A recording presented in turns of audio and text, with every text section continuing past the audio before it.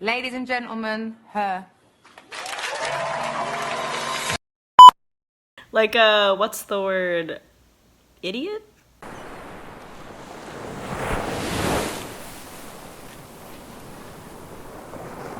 Hey, it's Faye. I'm an illustrator, I'm an animator, and this summer I've been doing a lot of crafts on this channel, so welcome. Today we are doing my most favorite summer activity, which is buying iced coffee and going to the craft store. So, let me tell you about the project idea. I had an amazing idea for a paper craft. I've been seeing a lot of stuff on Instagram where people do references to shows and like props from shows, but it's all made out of paper and it's all flat, and I just thought that's so cute. Doing like locations from cartoons would be so cute. All the cartoons of my childhood all have like a really distinctive location, so I was thinking like I wanted to try and do the Mystery Shack. Maybe like Finn and Jake's treehouse.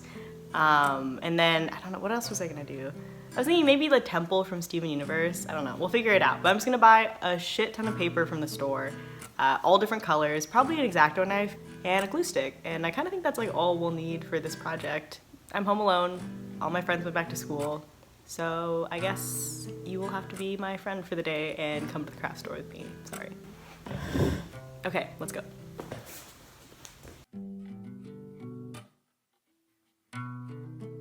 So, success at Joann's, I bought myself an X-Acto knife and I bought some papers. They didn't have any cheap photo frames and I'm really close to Target, so I think I'll just head in there really quick and see. There she is.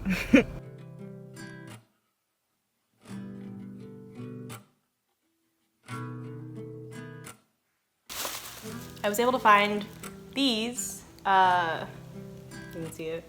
I was able to find frames that were about like $3 each. Eyebrow gel, not important. While I was at Joann's, I looked through all the different stacks of paper they had, and they had many different booklets for like many different prices. Most of them over 20 bucks, even like the small shapes. So I chose this one. My mom has some old scrapbooking supplies, so if I'm like desperately looking for a color, I might turn to there. She's literally had that since I was a kid, when she used to think she was gonna like scrapbook my whole life or something. But we just carry them. We've moved like 4 times since she bought all these papers, probably more like 5 times, and she just keeps bringing them, so I should probably use them. And then, the last thing, I bought myself a super nice X-Acto knife. I do a lot of paper crafting, like why don't I invest? So I did. Hey, it's voiceover Faye. There's honestly not much to explain this week, and I feel like sometimes paper crafting is more relaxing to watch without someone explaining it to you, so I won't put you through that. But yeah, I did put a reference picture on the side of the screen usually to show you like the actual prop that I'm trying to create while I'm making it, and I think that kind of like gives you all the extra narration you need to understand my thought process. So yeah, hopefully that helps. Subscribe, please. Leave a comment about how you feel about how this craft is going. Leave a like or a dislike. Be honest with your emotions. And definitely hit the bell notification so that when you're on your phone and I post a video, a little notification will pop up. So I guess the reason that I have been making so many little like ornaments and decorations this summer, the witch house being one, and these little framed scenes being another, is because I'm moving super soon. And I'm so excited because I've been living at home for like 4 months now, which I really, really appreciate my parents letting me stay, but as we all know, is a little soul-crushing. You know, like to not have privacy and to not have your own personal space.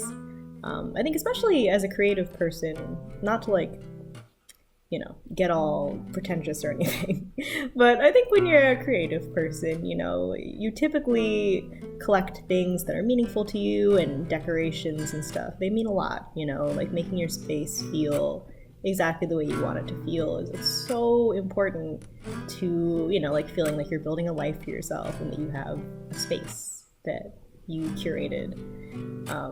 And I think that's relatable, right? Like anyone who has creative, artsy friends of any kind knows that if you go to their room or their personal space, they just have like the posters chosen so specifically, you know, any kind of like books or little figurines or anything around their room are like so specifically chosen for their color and their texture.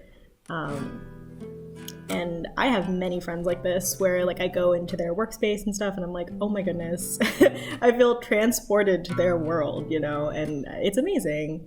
And not having a room for like 4 months has really made me realize like how much I miss that so much.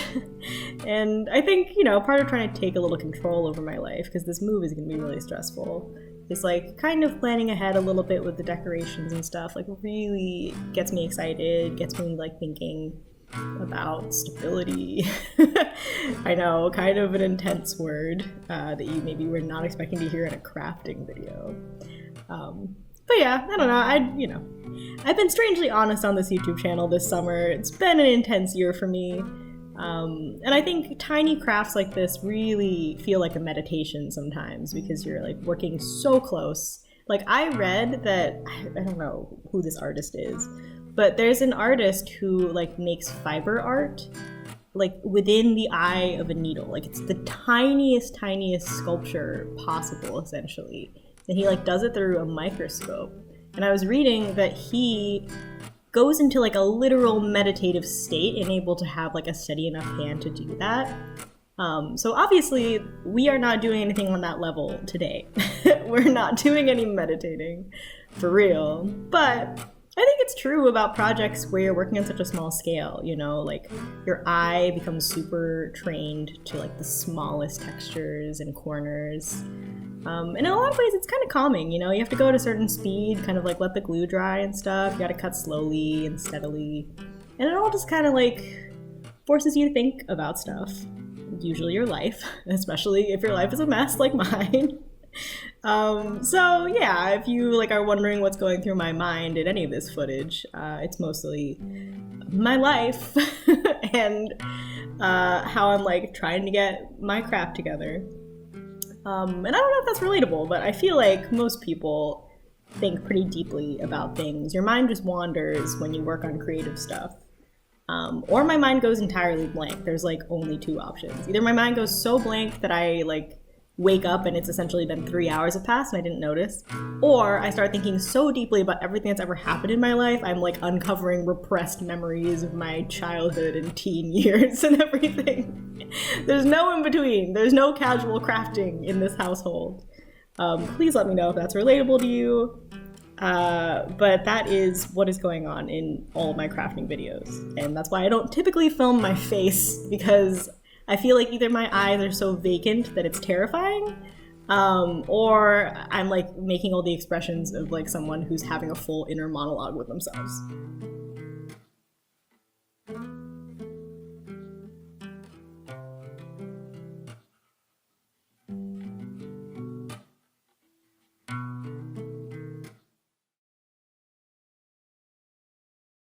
Hello. Good morning. Excuse me. Welcome to day 2 of this project. It's taking way longer than I thought it was gonna. I thought I'd be able to finish in a day. I was literally gonna call this video like 1 day crafting. That's not happening, but it's turning out really well and I'm super excited. So I don't know how many I'll be able to make this week. The goal is still 3, but we'll see. So as of now, let's just finish the Mystery Shack one, and here's the footage. Put it there.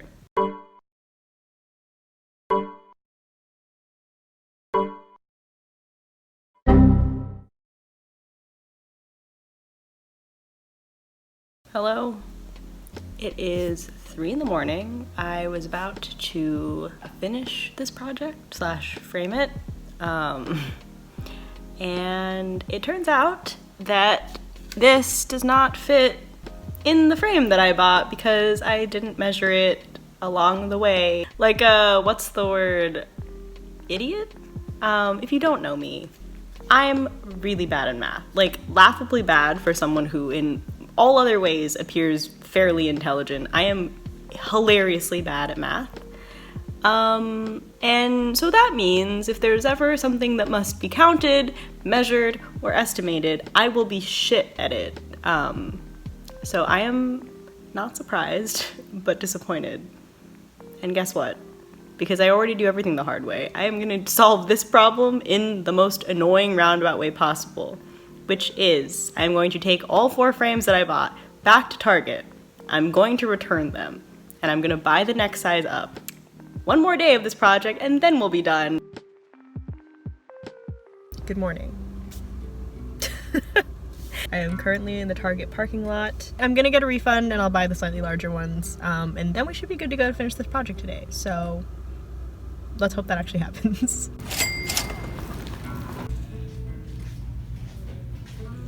The swap has been achieved. Ladies and gentlemen, her.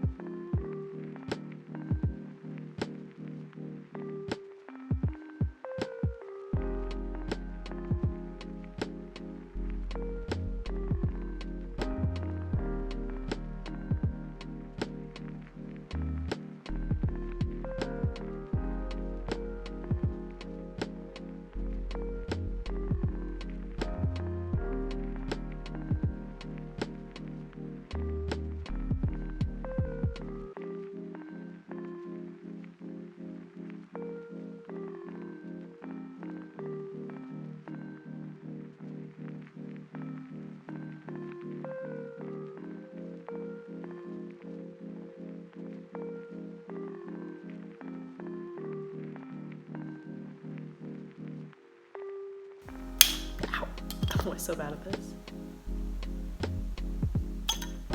Ah.